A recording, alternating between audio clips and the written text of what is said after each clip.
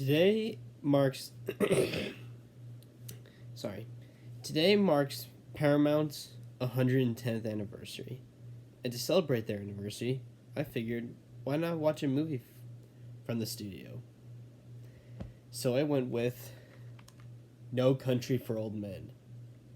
Well, here in the US, well, when this movie was released, it wasn't a Paramount movie here domestically. Well, it is now. Like Paramount owns this movie now, but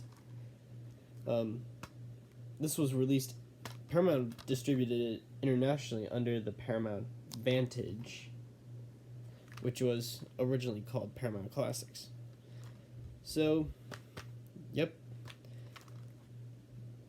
This has to be one of the most intense and suspenseful movies I've ever watched.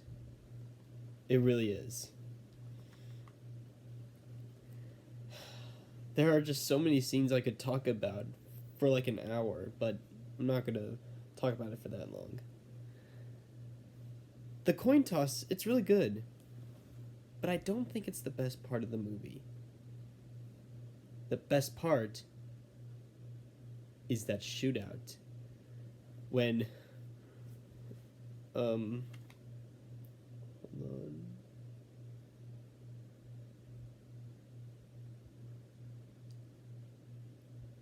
Well, it's Josh Brolin's character, but you know, I'm just gonna look it up.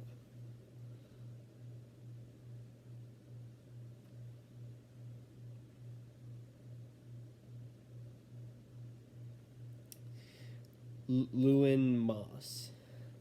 That scene where Lewin Moss and Anton Chigurh are having that shootout in the middle of the street, that is one of the most intense scenes. Probably the most suspenseful scene I've seen in a film, period. The lack of music, it completely sells you on how dire the situation is. And the performances from Josh Brolin and Javier Bardem really just bring it up to another level.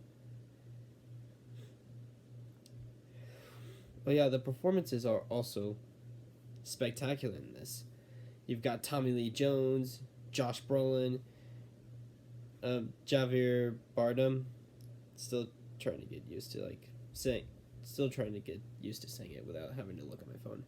But you also have Woody Harrelson, Stephen Root, and so many others.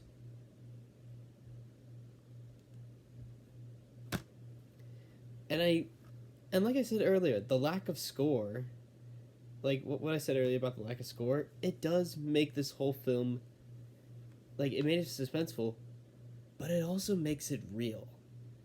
Like, it feels like you're in the moment. And I think that's really a masterful way to direct and to have in your film. The Coen brothers, let me tell you, I hear that they're some of the most brilliant filmmakers out there. And I gotta say, after watching No Country for Old Men, everyone was right. They are some of the most masterful filmmakers ever. Something else I forgot to mention, the gorgeous cinematography from Sir Roger Deakins. He never fails to disappoint us.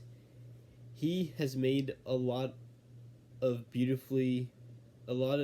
movies that are shot beautifully, like 1917, Blade Runner 2049, and he's also working on an upcoming film, Empire of Light.